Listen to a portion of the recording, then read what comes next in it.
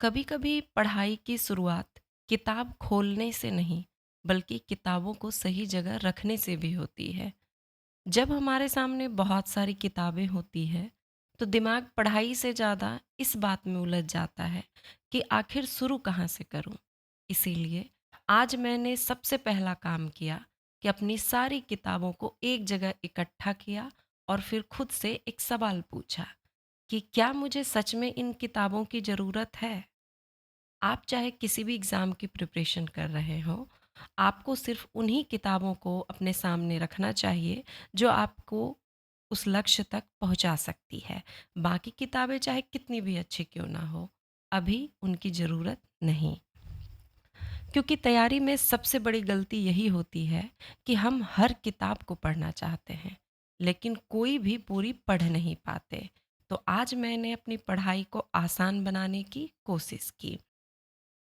तो इसके लिए सबसे पहला काम जो मैंने किया है, सबसे पहले सारे बुक्स की लिस्ट मैंने तैयार की है कि जिस एग्ज़ाम की मैं तैयारी कर रही हूँ, उसके सिलेबस को मुझे किस बुक से कवर करना है, सिर्फ़ और सिर्फ़ वही किताबें मैं अपनी बुक शेल्फ़ पर रखने वाली हूँ।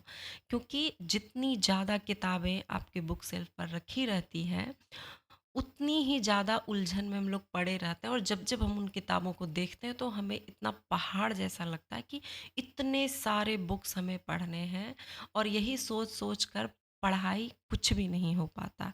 तो सबसे पहले मुझे अपने माइंड को हल्का करना था। मुझे बिल्कुल कम बुक किताबें अपने शेल्फ़ पर चाहिए ताकि कम किताबें होंगी तो माइंड में भी एक सिग्नल जाएगा कि बस मुझे इतना ही कवर करना है, इतना ही पढ़ना है, ये मेरे एग्ज़ाम के लिए बिल्कुल इनफ है और इतने में मेरा सिलेबस कंप्लीट हो जाएगा।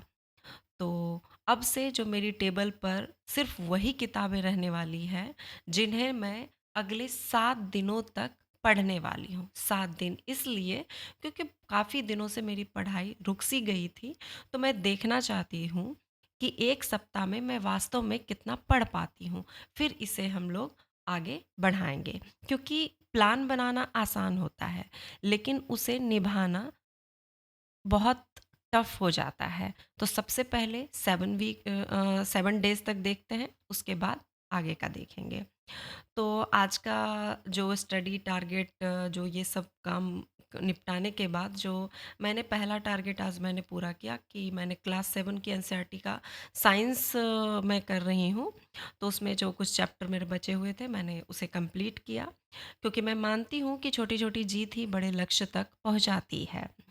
हर दिन अगर एक अध्याय भी अगर ईमानदारी से पूरा किया जाए, तो कुछ दिनों के बाद जब हम पीछे मुड़कर देखते हैं, तो बहुत कुछ बदल चुका होता है।